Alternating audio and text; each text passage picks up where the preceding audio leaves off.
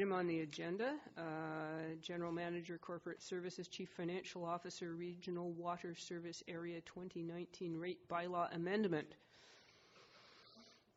Who is speaking to that? Tina, thanks.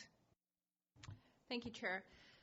So the bylaw to regulate the rates and operation of the water supply and distribution system for the Sunshine Coast Regional District is done through Bylaw 422, Water Rates and Regulations.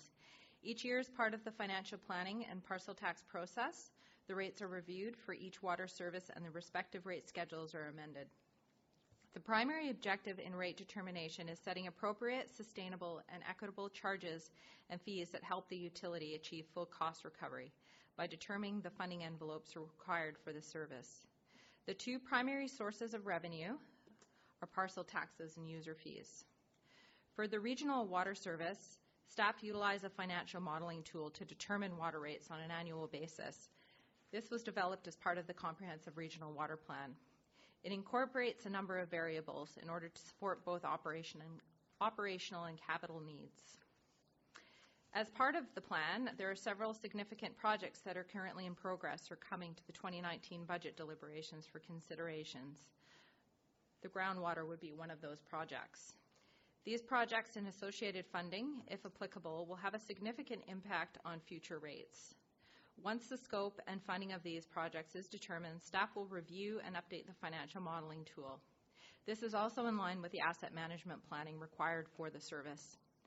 Until all these factors are known, staff recommend that parcel taxes be increased annually to account for Canadian inflationary costs of construction by 2%.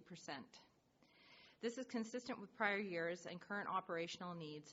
Staff are also recommending a 5% user rate increase. So this would then equate to approximately $263 for the parcel tax and user fees of just a little over $287. The overall increase is about $18.84 per user, or 3.54%. So as part of the review of the invoicing process, staff also identified a few areas where clarity is needed within the bylaw, such as connection fees, payment deadlines, deadlines for declaring farm classification, past due accounts, billing adjustments, and manual water meter reads. These are based on occurrence that staff have experienced over the last couple of years.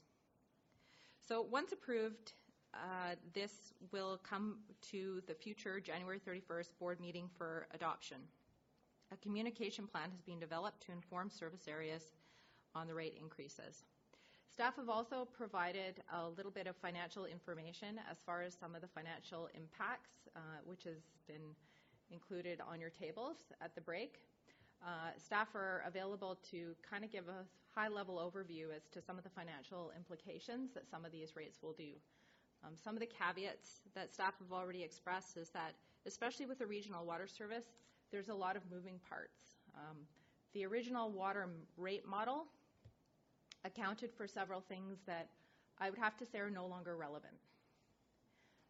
So therefore, staff are identifying a real overview required. However, we want to get some more information on some of these more material projects coming forward before we undertake that, also in conjunction with the asset management planning. So a lot more of this information will be coming to the 2019 budget deliberations as well.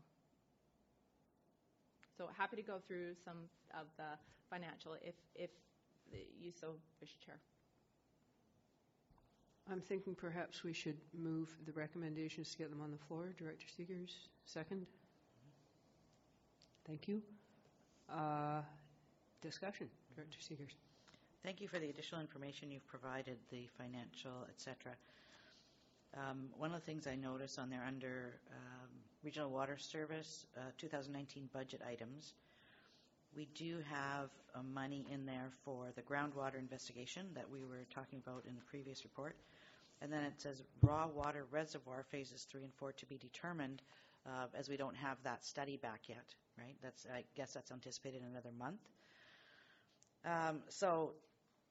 Given we don't know what the expenditures potentially would be on that, would this increase that we're putting in now need to be revisited once we have that information? Thank you. Staff, please. So there really is sort of a timing constraint. So our parcel tax process needs to be adopted by January 31st. So why staff are recommending at least just a moderate increase for both parcel tax and user fees is because some of this information is still underway. So the short answer is yes, the whole entire model will need to be revisited. But we only have one chance to adopt the bylaw, and that's by the 31st. So we have to do something. And so that's why we're recommending that a moderate increase be done to user fees, because we understand that there's some inequalities between how parcel tax and user fees are being funded within the service. So again, that's more policy decision that needs to be brought forward for further discussion with this board, is how you really want to fund the service. There's a lot more funding decisions on some of these more material projects. So some of these feasibilities, they can be sustained within the current funding envelopes, but we can probably estimate that on the horizon there's going to be some pretty material debt funding that's going to be required. So again, how much is that? We don't know. How long, how we go ahead with doing those types of things, those are things that are unknown. So I think that staff are proposing that a significant amount of work be done over the next 2 years as it relates to establishing the service for the various functions, because the same goes for north and south. So this same type of thing applies to the other two systems. So essentially this is a stopgap to when a more material plan will be established. Thank you. Director Hiltz. Yeah, a question in the report that's on page 235. It's section 24.7 with regards to farm classification.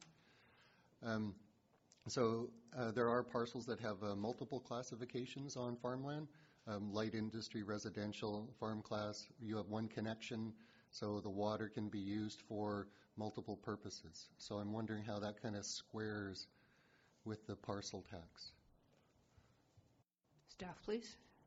I think that is staff's challenge, because what happens is those classifications are deemed by BC Assessment, and sometimes there's a timing difference between when the bills are generated and how people are declaring. So this is where staff have had some experiences where people have not declared those types of things, bills have gone out, and then they've challenged them. So or wanted to go retroactively, but there's no way for staff to kind of do that audit trail. We don't go searching for the types of classifications, because it would just be too labor intensive. So it's up to the owner, and I think this is where more communication, but essentially, yes, it's one connection, and a property can have multiple classifications on that particular site. Follow-up, do we know how many parcels on the coast fall into the category of farm classification for the parcel tax? I don't have it with me currently. Right. I can get that for you, though. Be interested to know. From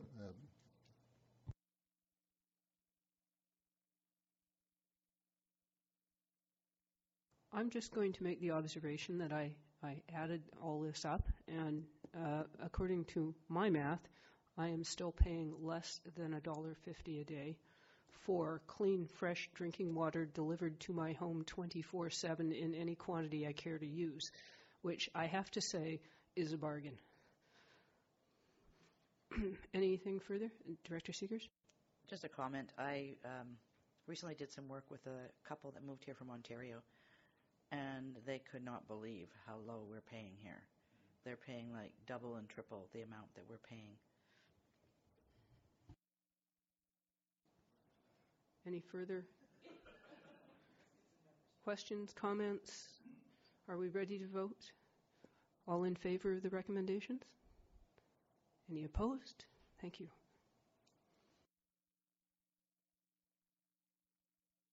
Next, item 6, so the North Pender Harbor Water Service Area rates. 5. South Pender Harbor, sorry. South Pender Harbor first, then North Pender Harbor. Staff, any further? Yeah, so we, staff, same type of process. So we've done a thorough review, but we did a little bit more in depth because, of course, with the regional water system, we have the comprehensive regional water plan. We have the water modeling tool, but for the North and South Pender services, we don't have either of those types of tools. So staff did a high-level review to try to match some of the operational costs. Another thing that we have factored into the analysis for this year is the grant that was awarded. So that was over $3 million distributed evenly amongst the two systems. So from a capital perspective, the capital requirements that we were contemplating a couple of years ago have changed. However, we know that with cost escalations, we really weren't able to do as much as we anticipated with that. So I think the long and short answer is that a comprehensive review to then match the service and operational costs with a capital cost is also required for both the south and north system. So again, staff are recommending a inflationary increase for the parcel taxes, moderate increase for the user fees for the South Pender system for this year, to try to keep in line with how we've done it in the past. And so essentially for the south system, it's about $28 per user, just a little under 4% at 3.92% per parcel. And again, a lot of work staff are planning to undertake for the next couple of years to, again, develop a model for both the south and north system. So, Thank you. Can we have a motion to get the recommendations on the floor? Director Seegers, Director Lee. Any comments or questions? Director Lee. Pretty new at trying to decide what's going on with all this stuff. The parcel tax pays for the capital. Does that include future capital? Are we trying to build up reserves as well with the parcel tax? Staff, please. that would be part of what you would want to contemplate, is what is the full operational cost. But again, it's a balance and a policy decision. So you don't all, the balance is whether or not you have people today pay for the future needs. And I think that's what we need to do, is a full analysis as to what all the operational requirements are. So for instance, what's the deferred maintenance? So we're doing projects right now, but what more do we need to do? So you kind of balance those two, is really the answer. And for instance, we're talking about the south right now. The yearly rate is $717 when you add it together. A lot higher than the regional. Is that simply because of the population or distances, or what would I tell someone if they asked me why? What's the difference? Staff, please. I'm not sure that we have a fulsome answer yet, because I do wonder the same thing too. And there could be a lot of factors. It could be the economies of scale.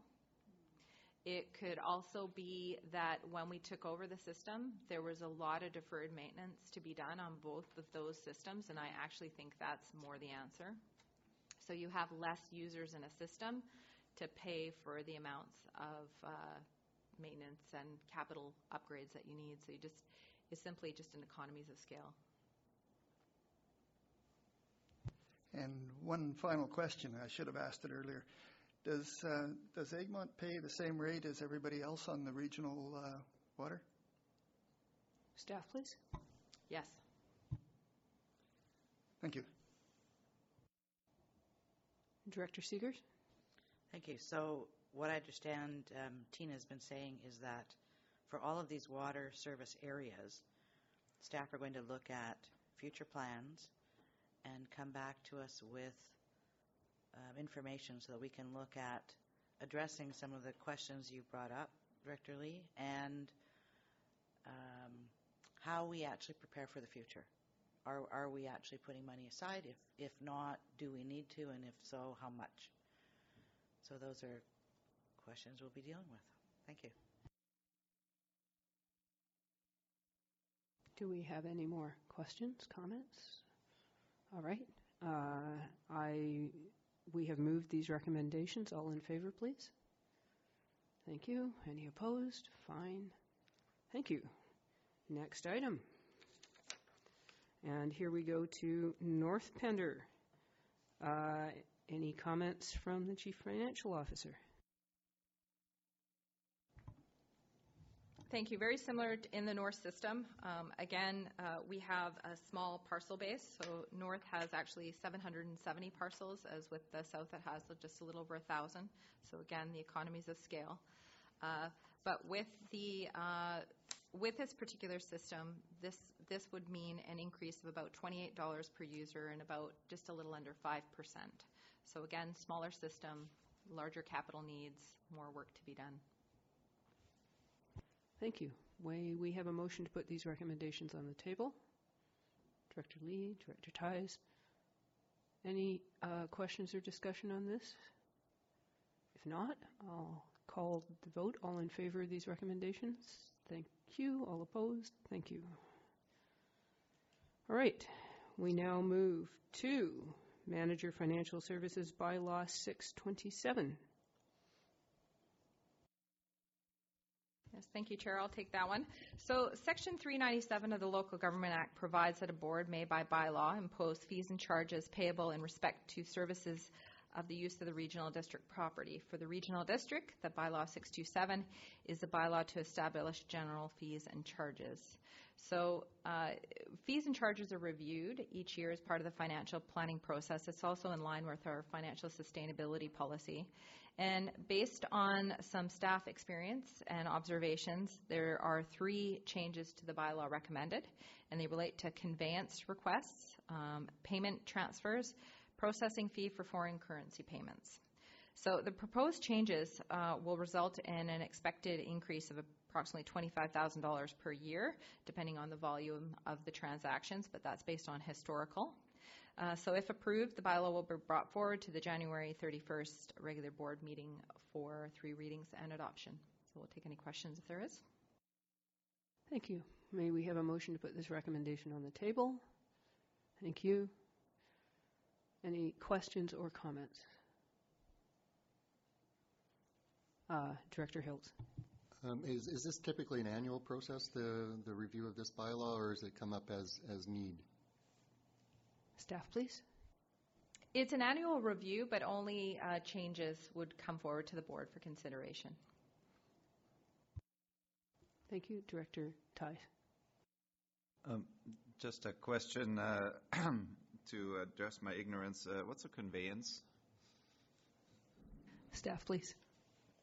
When a property is sold, so the transfer between the properties. So, for instance, last year there was over 1,000 conveyance for the regional district, and we didn't actually charge for that in the past. So it takes a lot of staff, time to deal with lawyers and mortgage or real estate agents, etc. So that's why we're proposing it as a fee this year. Great. Sounds like a very good idea. Director Lee? Not sure if this is the right place to ask the question, but I will anyways. In Pender, we used to have an advisory group, water advisory, and I believe it's been inactive for the last couple of years. I'd like to see it to be reacted. Would that change anything on any of this stuff that we've been talking about, if we did that? Staff, please. So I think there's an acknowledgement with a lot of the changes being contemplated. There's a lot of public consultation required. So staff are also developing some engagement strategies for some of the changes going forward, whether it be for water, wastewater, etc. So a little more will be coming to budget, but we can most certainly take that into consideration and see where that stands and how that can be contemplated in the future. Because I do recall that past consultation, especially when the South Pender treatment plant was being, that community and that group, maybe not as formed, were very active. So staff can look at that. Thank you. Director Hiltz? Yeah, I'm just going to follow up on the conveyancing. So this is when property, it's mostly to do with the utilities then? That's the role? Okay. Thank you. Any further questions? All right, let's vote on the recommendations. All in favor, please. Any opposed? Thank you. General Manager about WildSafe BC annual report. Stan? Thank you, Chair. The purpose of this report is to present the WildSafe BC Annual Report 2018 for the Sunshine Coast and to seek direction on SCOD's participation in this program in 2019. The cost for the SCOD to have the WildSafe BC coordinator present in the community at a similar presence level as in 2018 is $7,500. Given the implementation of organics curbside collection services in several communities on the coast and the increased risk of interactions with wildlife this could result in, the community could benefit from an increased presence in the community of the WildSafe BC coordinator. WildSafe BC confirmed that that it is indeed a potential for them to implement. Staff are prepared to answer any questions you might have. May we put this recommendation on the table? Anyone move it? Thank you. Thank you. Good. Questions, comments? Director Lee. On page 253, it says that it says there's an option 4, but I only see 3 options. Staff, please. Thank you, Chair. I noticed that as well after the report were published. So there is indeed not an option 4. There are only 3 options. Thank you. And my apologies. Right. Director Ties. Yeah, well, I think this WildSafe BC program is great, and especially looking at future organics pickups and such things, I think it should be supported at the highest level requested here. So that's my comment. Thanks. Director Hiltz. I'm just going to go along with that theme. The past experience in West Howe Sound with supporting the community coming out and explaining wildlife encounters has been a really valuable service to West Howe Sound residents. Director Lee. I'm in favor of this, and in our area, the bears are a problem, and we see a lot of stuff on social media that originate from this, so I think it's a good program. Thank you. I just had one question. Do we see this back at any time again, or not until the annual report next year?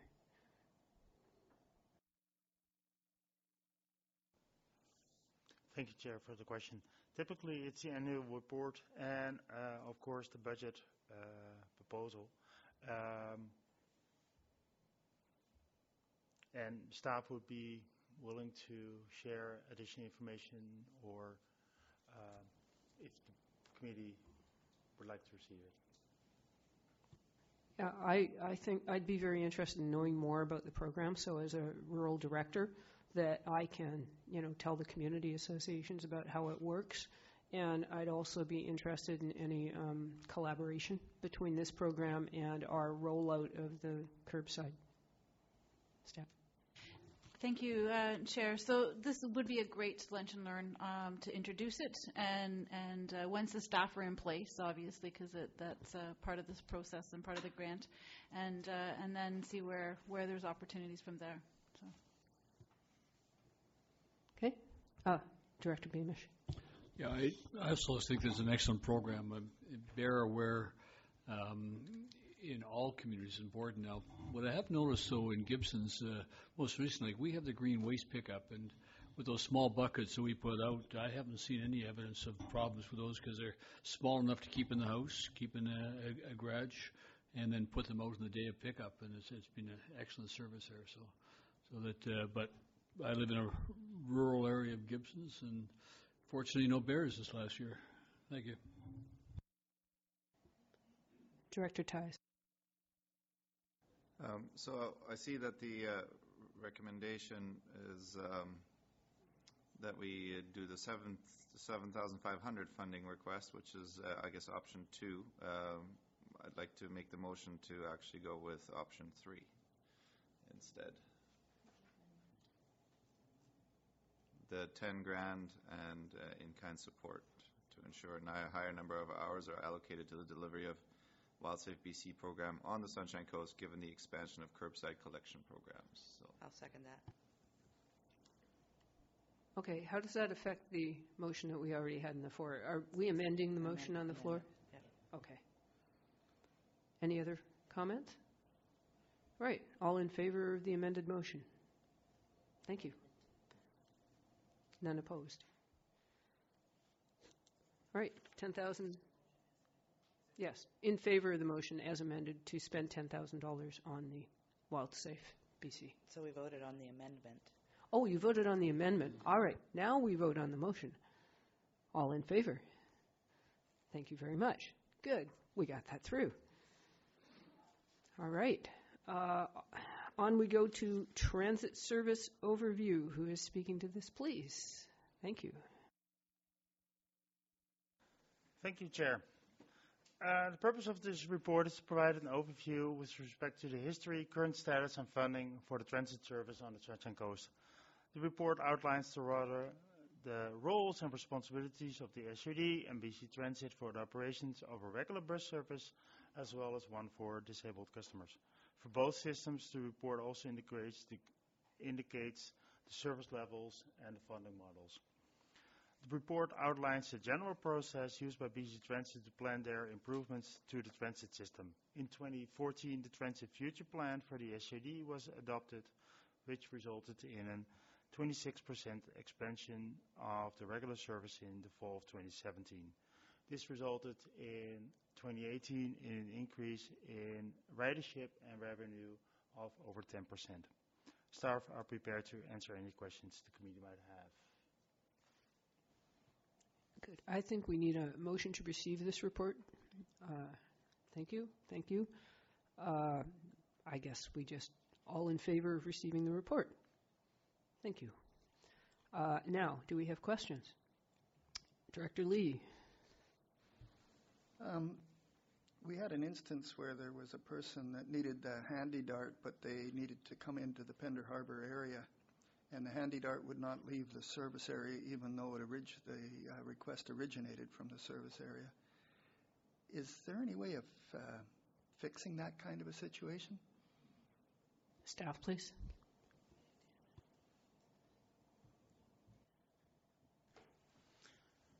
Thank you, Chair, for the question. Electoral Area A is currently not part of the service. That's why the handy dart service is not provided in Electoral Area A. Thank you. Director Ties.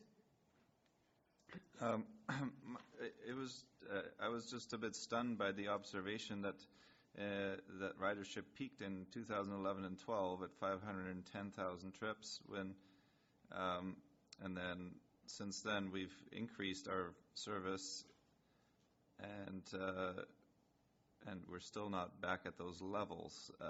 And I'm just a bit astounded that the only explanation we have is that it's a fee increase, and I didn't think that,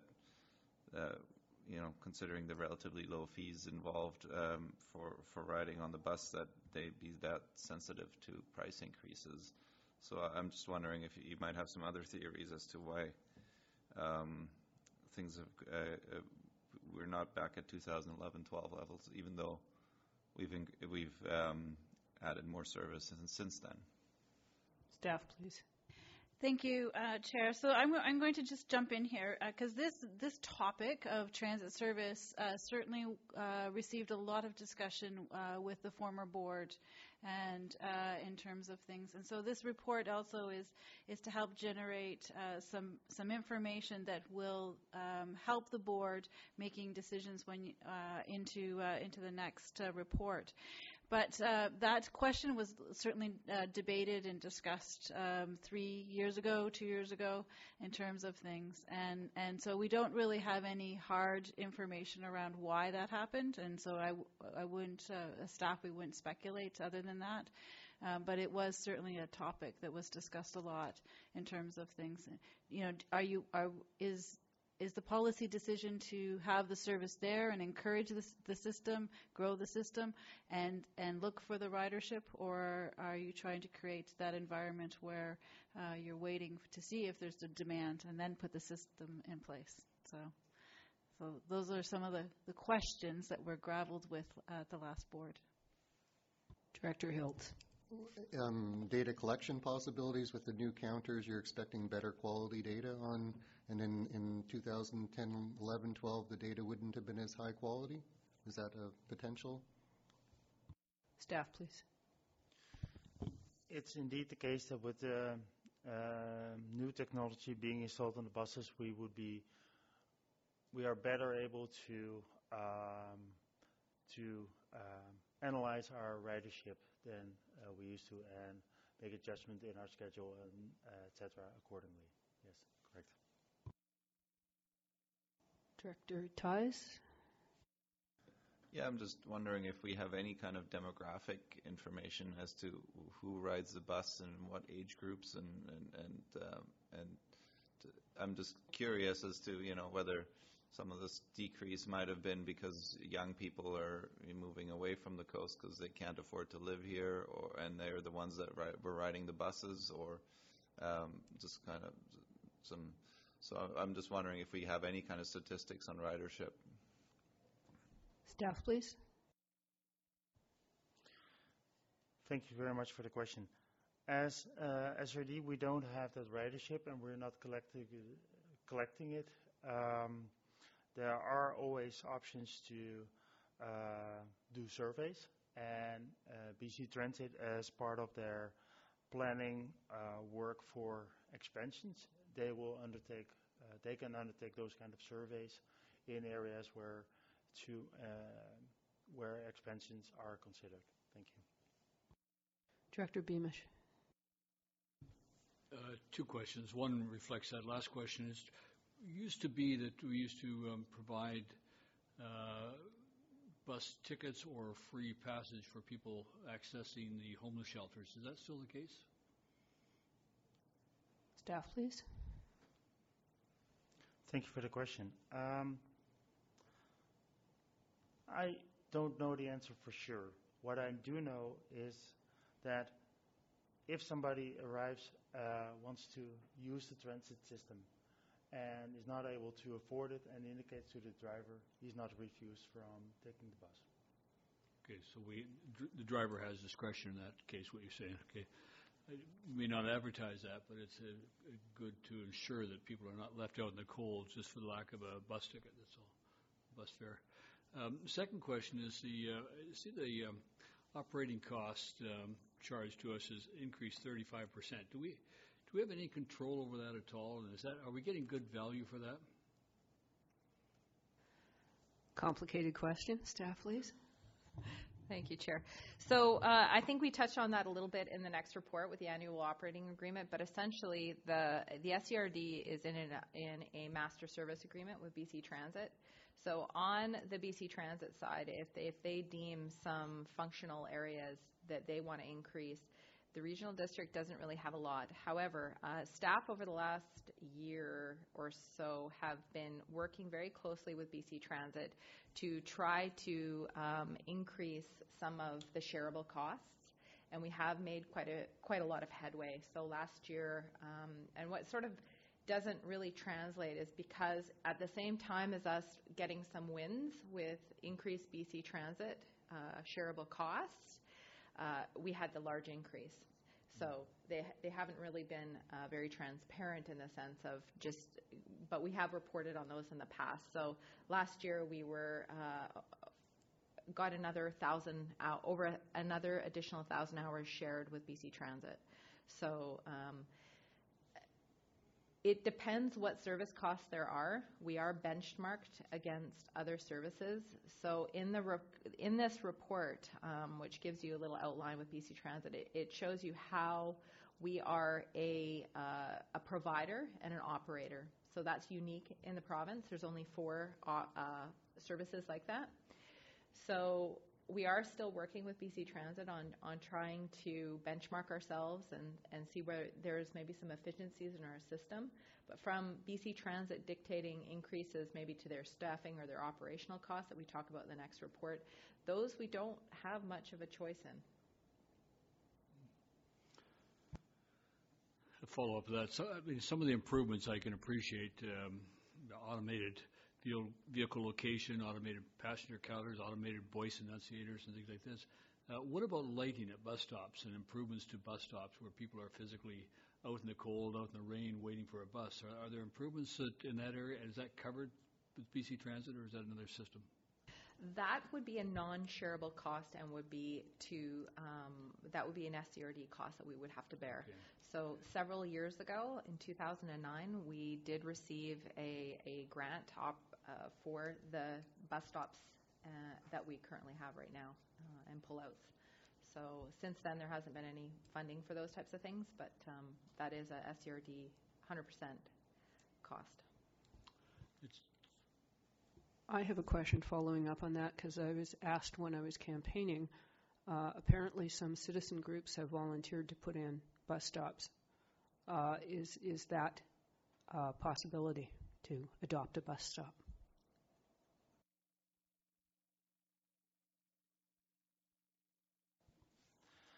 Thank you, Chair, for the question. I think the bus stops will ultimately always have to be ownership of the SRD, and we would be responsible for their maintenance. And any additional bus stops, we would have to consider that additional burden on the maintenance and potentially repairs and upgrades in the future of those bus stops. And I'm aware of those requests from community groups, and I'm actually meeting with one of them next week to discuss their request. Thank you. Thank you. I'll just point out I don't think there are any bus shelters in Area E, and it's an in-demand thing, along with the Next Bus service, the phone app that a lot of people would really like to see. It'd be great in the rural areas. Director Beamish. Yeah, I was just wondering if there are any kind of transit user groups that we relate to or that actually are organized enough to present issues to SCRD on that kind of thing, and if not, do we ever go out and survey them and ask for their concerns? Staff, please. Some of that type of work, Chair, was done through the Transit Future Plan. So a lot of community consultation was done, but again, that was done in 2013, and then the rollout started happening in 2014. So again, I think in the next year or two, we're going to see a little more engagement as to, what does the next Transit Future Plan look like for us? The fee review is supposed to happen next year. So again, there's probably in the horizon a lot more consultation, but most certainly if there's a community group that has some desires or some inquiries like the stops, staff most certainly will meet and contemplate those as they arise. Yeah, just say that it's nice to have nice buses, but it's also, I think, the comfort of the people has got to be while they're waiting for the buses as well, sort of thing. And I think that's really important that we should be looking at that. So. I would just add the comment that TRAC, Transportation Choices Sunshine Coast, is an advocacy group for all alternatives to single occupancy vehicles, and transit does fall under their mandate. It so happens that the entire group right now is made up of cyclists, so they have a certain current bias, but they do sit on the Transportation Advisory Committee, and I will ask them to more actively advocate on behalf of transit. Anything else? Questions? No? All right. We accepted that report. We can move on to the next report, which is BC Transit Annual Operating Agreement. Thank you, Chair. So each year, BC Transit and the Sunshine Coast Regional District enter into an annual operating agreement. This governs transit service costs and funding for the BC Transit fiscal year from April 1st to March 31st. So BC Transit has provided the SCRD a draft budget for the conventional and custom transit system over the next 3 years, which becomes the basis for the annual operating agreement. It's based on the most current information and subject to change up to the end of March and April prior to the final approval. Staff will, of course, report back to the board on any discrepancies when the final budget and annual operating is presented to the board for adoption. The purpose of this report is to highlight anticipated changes and the associated financial impacts in preparation for the SCRD's upcoming financial planning process. This is due to the timing difference with BC Transit and the SCRD. So BC Transit and the annual operating agreement budget outlines several cost-sharing expenses only and does not include the full service costs incurred by the SCRD. So the transit bus stops would be one of those items. A summary of the changes to revenue operating items such as lease fees and maintenance costs, as well as changes to the BC Transit Reserve Fund, have been outlined in the staff report. So in summary, the calculated taxation increase required to fund the 2019-2020 in 2019 is approximately $204,000 over last year. Of this amount, $147,000 was included in the preliminary budgets and presented as part of pre-budget in November. And these are known increases to wages and benefits, as an example. So based on the draft annual operating agreement received just recently, there's an additional $57,000 in taxation that will be required to fund this service in 2019. These values will be incorporated in part of the round one budget figures for next week. So with that, we'll take any questions if there are. Chair. Thank you. Could we move the recommendations to put them on the table? Thank you. Moved and seconded. Now, questions, Director Tees. Ties, sorry. Seconding. All right. Do we have any questions? We do not. Director Hills. Okay, so this is going to be a question about service levels then. Is there the deficit that is there and is unfunded? Is that going to be presented as a service level question to us at the budget? Or is that service is there, service level is what we decide, and the taxation rate. So I'm wondering what's coming along as a discussion piece. Does that make sense? Staff, please. So from a process perspective, so for 2019 budget, we're going to do an overview as to what the financial implications are. The final year-end values, so final any surplus deficit positions, those come to round two. During that process, if there are any deficits in any services as anticipated for transit for 2018, staff bring a report further on how we can either fund those or mitigate them in the future. So that's where you would have any discussion if there's any service level changes that would be contemplated. But again, staff would provide some options for the board to consider as part of that. Thank you. Director. Just to go back to the previous points again. It's great that we're having a very good high level of bus service. But again, if people don't want to wait at the bus stops in all weather and aren't using it, which could be one of the reasons why transit use is going down. It could be just the quality of the stops, the service outside of the bus. And it's something I think I'd really like to see some focus put on. Is that a nice bus, get on there, but getting on that bus is a challenge for people. Staff, please. Thank you, Chair. So staff in the background have been working on a let's call it a bus shelter program that takes into consideration all of the things that have been raised, but also the operational pieces to this. And there really hasn't been a framework, if you will. They've been more dealt with in an ad hoc sort of basis, aside from the funding, the one-time funding that our CFO referenced. But just to help guide this along, if that is the will of the committee, I would ask that a resolution or a motion be put on the floor to ask that staff come back with a bus shelter program that takes all of this into consideration at a future committee date. Director Ties. Well, I personally like the idea of the adopt a bus shelter idea, and then that, at least we can get some of the capital costs of actually installing them taken care of by people in the community.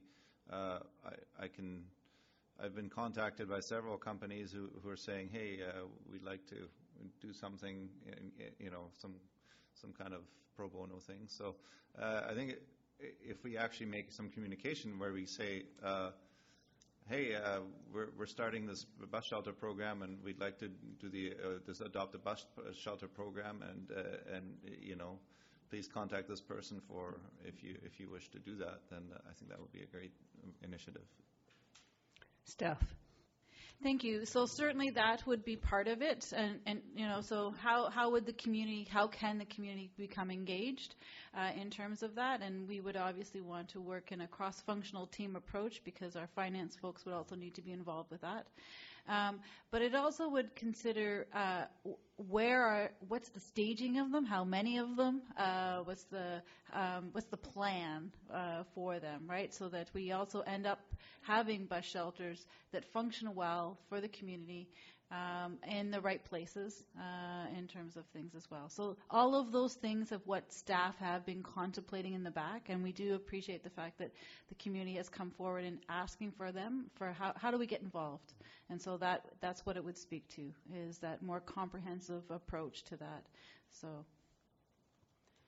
Director Beamish. Yeah, I would certainly move that we ask staff, and it's not to put it on priority over other things, but certainly we're going to be here for 4 years. It'd be nice to see a program that provides that improvement over time, a good standard utility-built bus shelter, and kind of something like a light call at the bus shelter, let people know people are there, and things like that. I think could be very improvement on the coast, and looking at the options, of adopt a shelter. So I would certainly make that motion.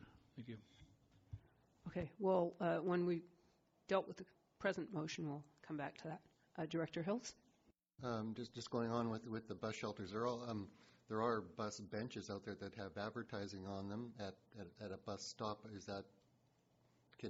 I guess anyone can put a bench out and put a chain on it and call it a bench.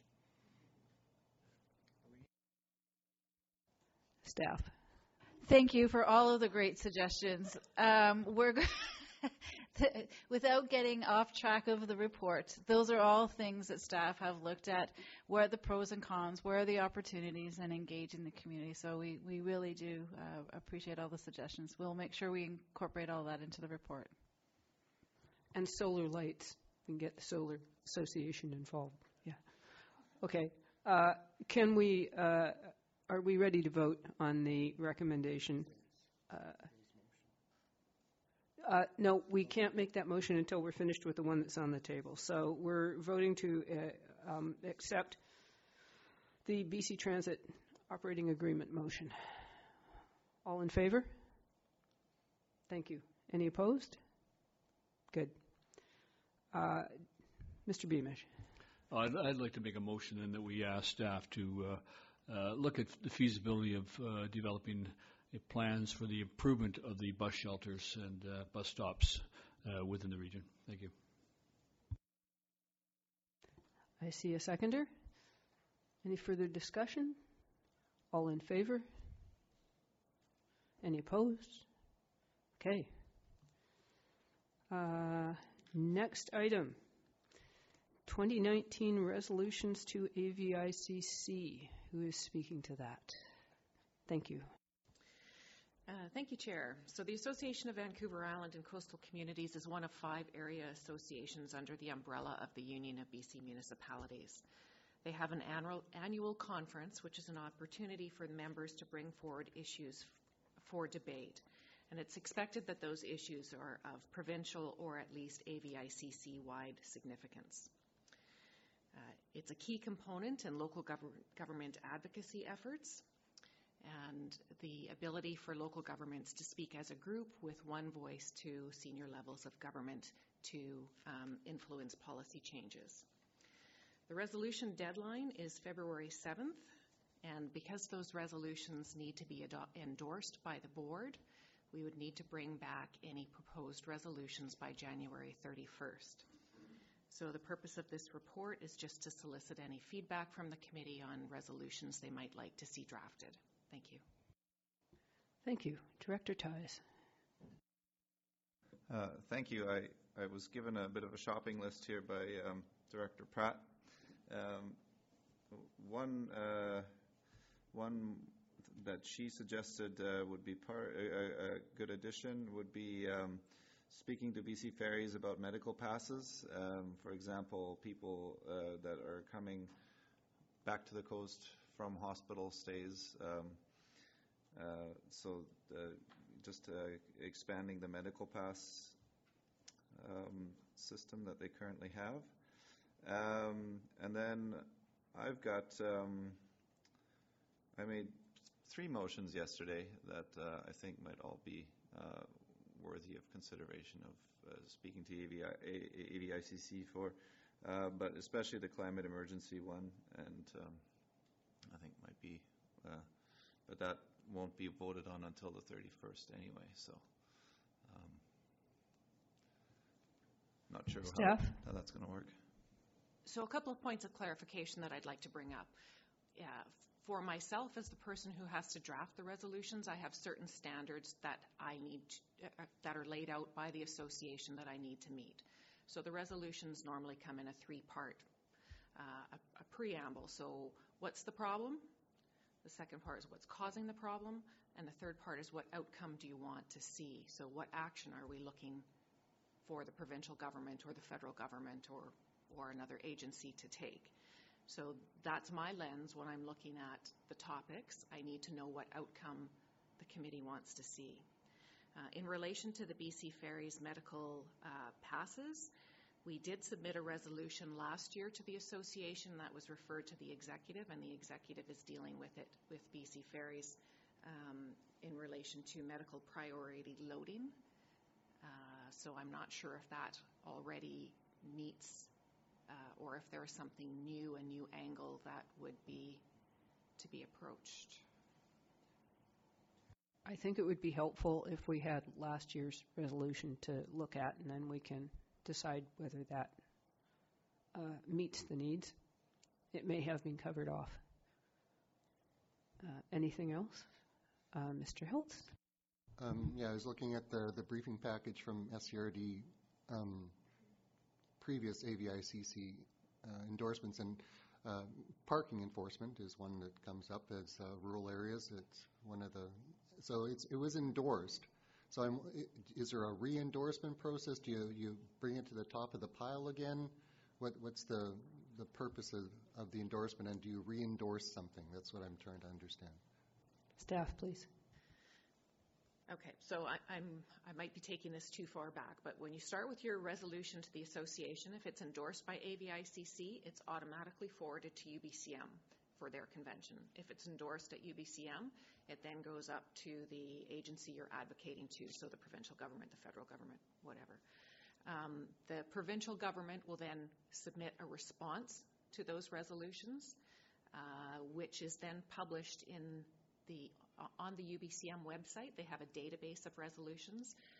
So the list that you were provided with yesterday was simply the SCRD submissions. It did not include the provincial responses. So that is something that might provide more information as to whether you wanted to bring it forward again. Their recommendation is generally that they want to deal with new issues.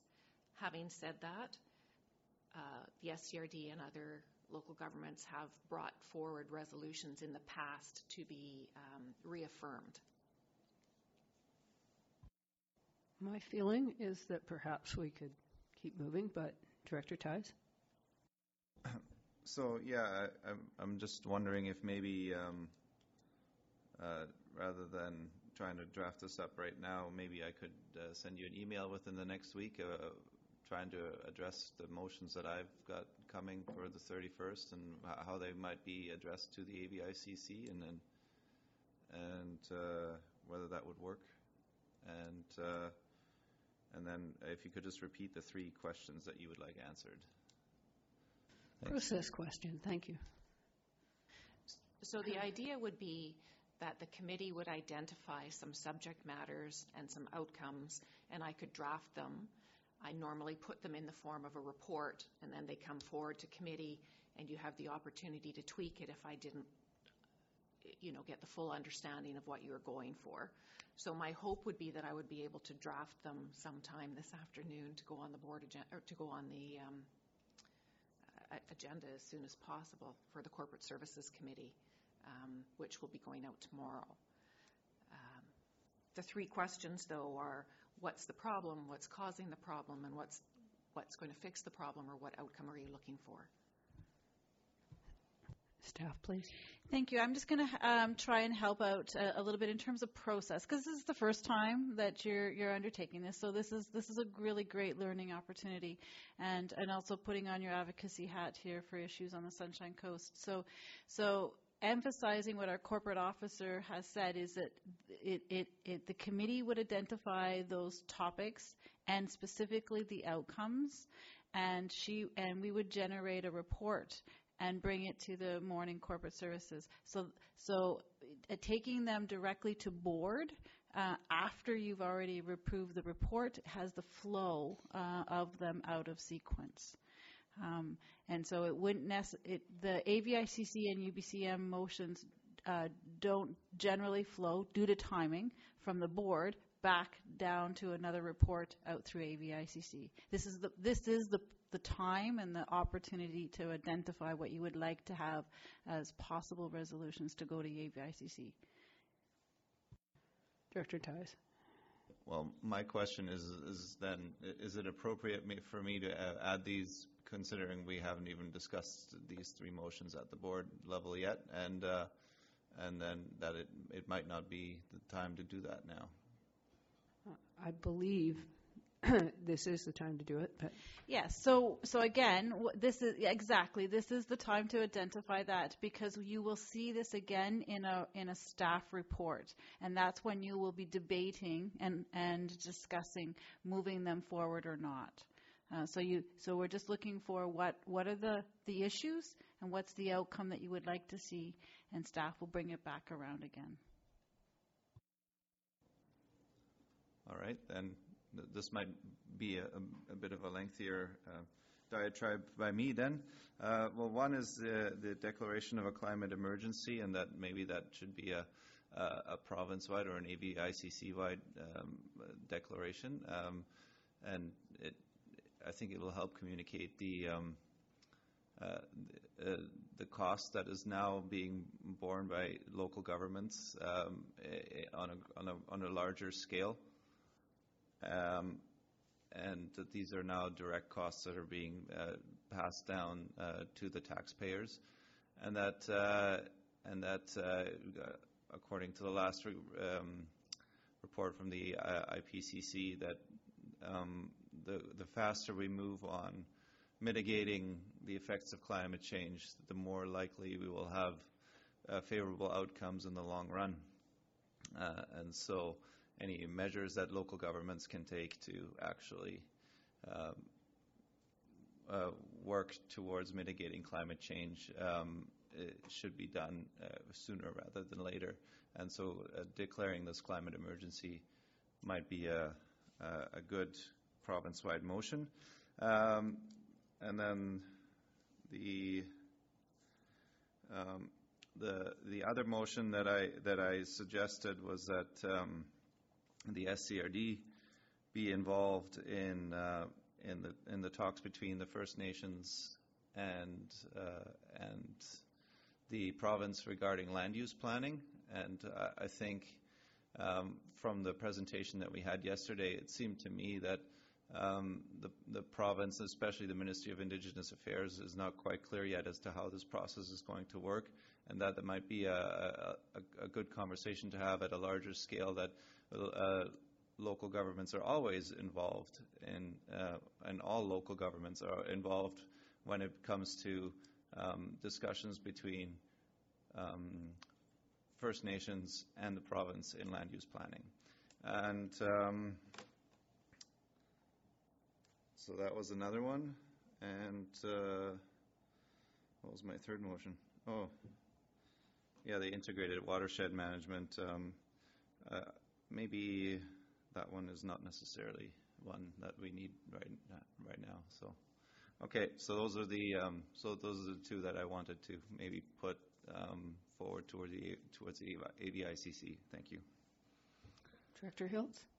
I'd be interested in exploring the parking enforcement in rural areas, that re-endorsement aspect, but particularly in the more fringe, more urbanized areas of rural areas, such as higher density, particularly around the ferries, is where the real problem seems to be growing. And beach accesses is another place where parking is becoming a problem, or is a problem. So just re-exploring the reaffirmation and maybe some tweaking to add some detail on the specificity of the rural areas, focusing on more the higher density.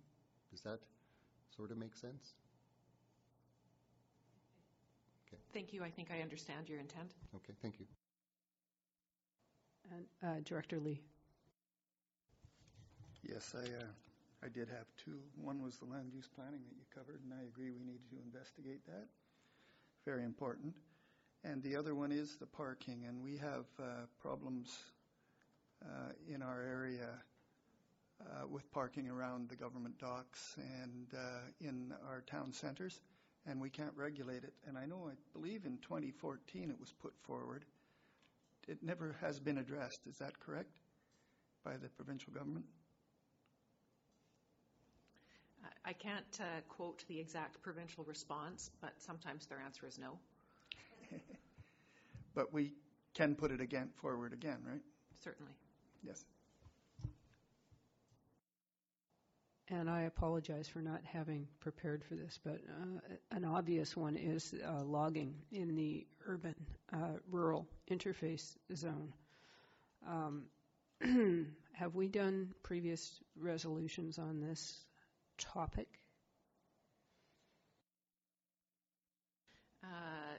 Thank you, Chair. I'm not 100% certain, but it does certainly sounds familiar. I believe we have, and I can research the database and bring that forward as part of the report, to form part of the report. That would be great. Thank you. With Block 1313 being such a hot issue, I think people want to see attention paid to it. Director Lee. I think that issue you were just talking about is probably part of the land use planning on Crown property. I was just wondering if others were thinking that way.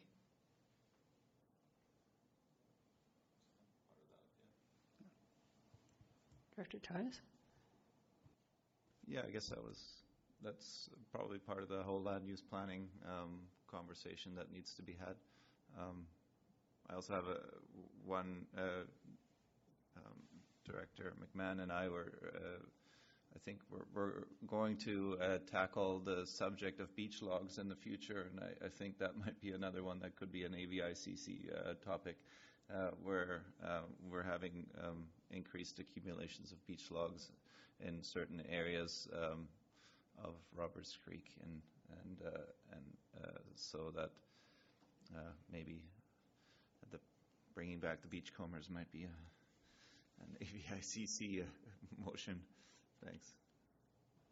Yeah, I'm not prepared to do that right at the moment, not having researched it sufficiently. I did run into a reference to where in the Act that resides. Marine salvage, I think it kind of falls under. But I don't think that's pressing right at the moment. No, it's not. So, anyone else? Director Lee. I believe there is provincial guidelines on dealing with the logs on the beach. The beachcombers still are active, and they are collecting merchantable logs. And there is actually permits given out to individuals, and portions of the beach areas are actually, you have to have a license to harvest the logs. The average Joe can't just go there and start chopping them up. They actually have a license. So it is a problem, but it's quite a complicated problem. All right. If we have exhausted our enthusiasm for this topic, perhaps we could move on to our final item, which is the Infrastructure Services Department Q4 report. No? Okay. Sorry, Chair, I just wanted to confirm that there is a recommendation to bring forward that I've captured for the record, a recommendation to bring forward ABICC resolutions on declaration of a climate emergency, land use planning, involving the involvement of local government in land use planning with the First Nations and provincial government, parking enforcement in the rural areas, and logging in the rural-urban interface. Director Beamish. Yeah, I'd like not to shut that off, though, as being kind of a closed list at this point in time, because we have until January 31st to bring it back to the committee for, I think that's the resolution, was to bring issues to January 31st. And there may be others, in considering that Director Pratt and Director Seegers are not here at present time. There may be other issues that would come forward, and maybe they could deal with you directly up till that time. Is that possible? Process question. From a staffing resource perspective and timing to be able to do these things, it would be preferable to have them today. Having said that, if the committee introduces something when the report comes up at the corporate services meeting, we can certainly draft something at that time. Quality tends to suffer on a rushed basis, but we would certainly do our best to accommodate anything that came forward at that time. I think if you were to send the format out and that context, and also give maybe a date and say to be submitted to in draft form to yourself 1 week prior to that meeting. So I'm just going to jump in. So again, this all has to come back to the committee. It does, yeah, so we're literally talking about 1 day. This be a preliminary list. Yeah, in order to produce it. So just being mindful of the timing and the flow.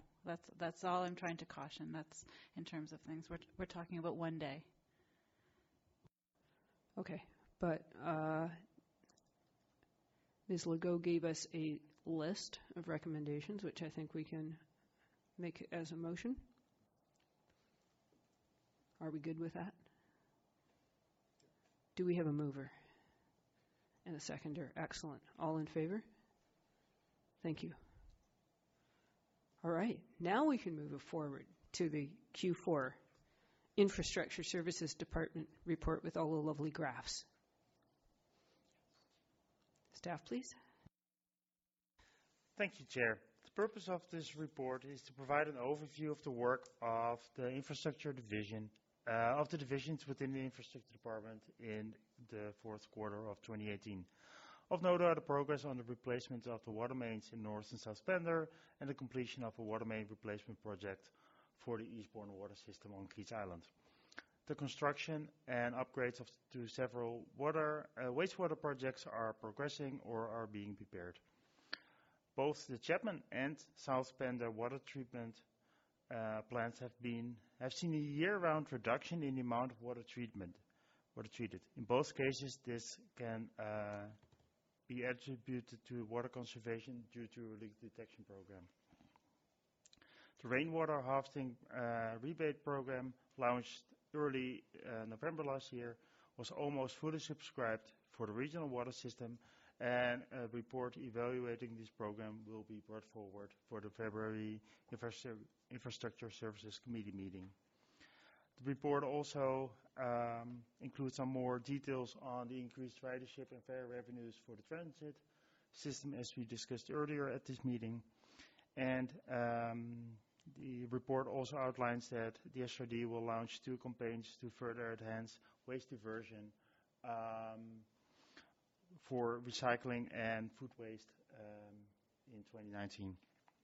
The report also indicates that the implementation of the organics curbside collection program by the town of Gibsons resulted in a decreased residential garbage delivered at the Shisha landfill. You can clearly see in the graph that there is a dip in April. The report also identifies an increase in the amount of recyclables brought to all of our depots. Thank you. And staff are available to answer any questions you might have. I'd like a motion to receive this report. Thank you. Second? Thank you. Questions, comments? Director Tyes? One is a comment that was given to me by Director Pratt, and that says, thank you for addressing the neighbors' concerns on lighting and complying with the SCRD policy on light pollution. I'm guessing that's one of the SCRD sites that was had some sort of light issue. And my question is, for the universal metering program, I understood that it was going to be debated in budget round 1, but it looks here like it's actually going to come to the February infrastructure services meeting. So I just wanted to clarify where this debate's going to happen. Staff, please. Thank you. So staff had committed to bringing the report to the February Infrastructure Services Committee with some options. So that is where we're planning on doing that. It's still within the window should decisions be made to incorporate anything into the financial planning process. But that's the work plan and that's the intent. And I just want to let the chair know your lunch and learn folks are here. Director Lee. Quick question then, I guess. If we want to know more details about any of these projects, should we contact you direct? Staff, please.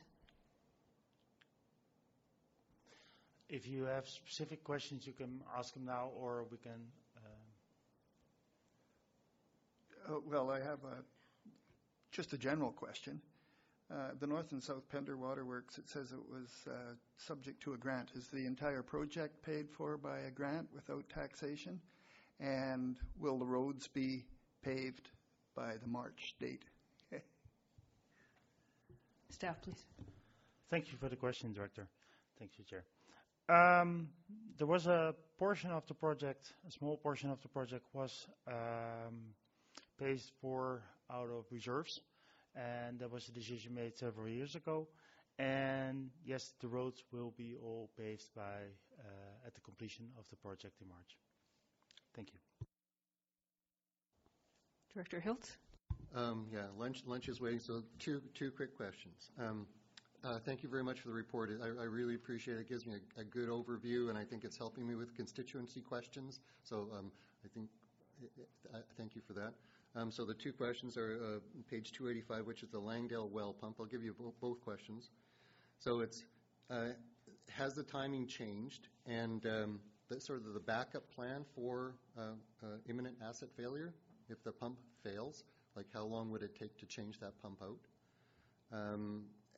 I'll leave that part. And then the other part is the work orders on page 288 and the scheduled versus reactive maintenance. Does the SCRD track that kind of detail? Is this a scheduled work order or a reactive maintenance work order?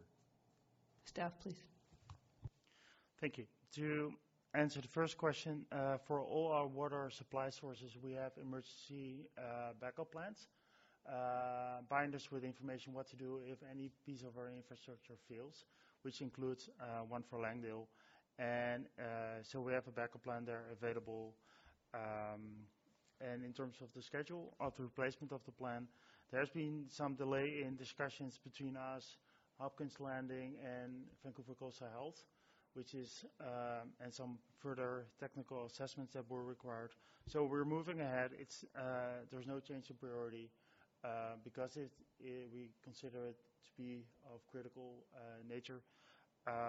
So we're working through the process. In terms of reactive, proactive, in terms of work orders, it's both. It is a large part is planned. We try to plan our maintenance to prevent the break-fix approach. But if there is a water main break, or then we respond to it, and we will still track it in this in work orders. Thank you. Follow-up question. So do you actually report on the number which are a percentage schedule and the percentage reactive? Staff, please.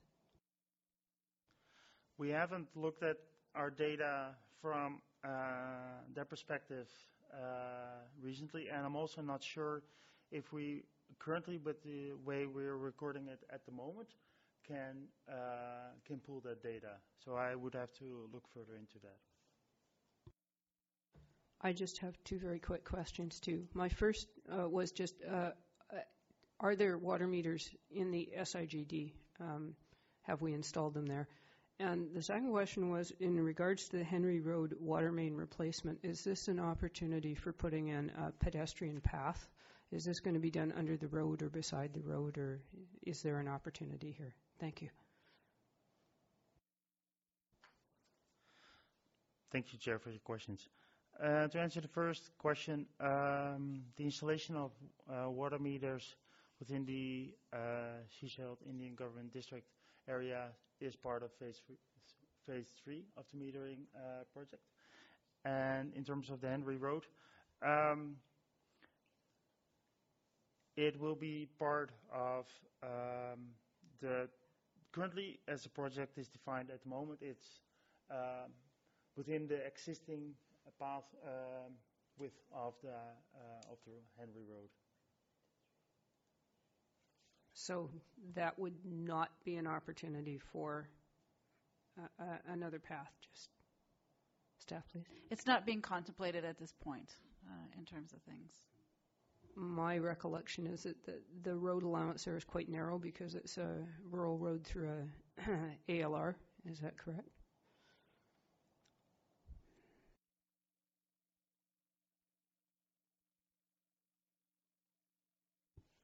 Thank you, Chair. I don't have that information at hand at the moment.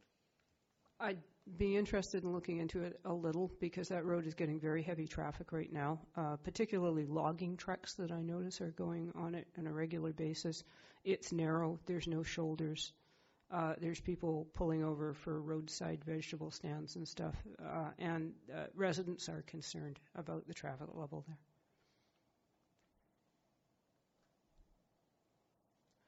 Anything else? I think we're ready for lunch. Did we receive this report and vote in favor of it? We didn't vote. All right. Have we all received this report? Are we all in favor? Thank you very much. I believe that concludes our regular agenda. We now may make a motion to adjourn. Any motion? Thank you. All in favor of, do we have to vote for adjournment? All right, we're all in favor of it anyway. Do we have any questions from the press?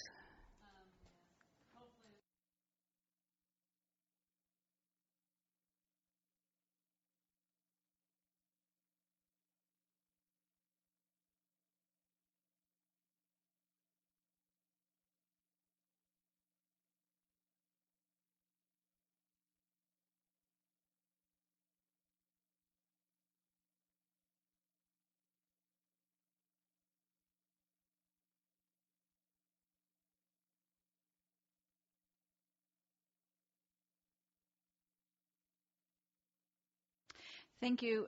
So it's been both. We have had community groups come and ask how they can be involved, and we've also had some individuals who've also, and I've had the pleasure of meeting them, and so we look forward to continuing the discussion.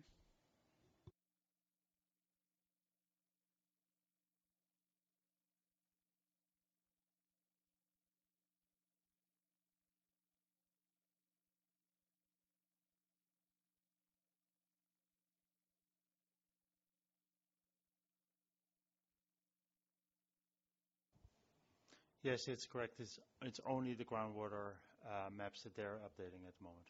Thank you.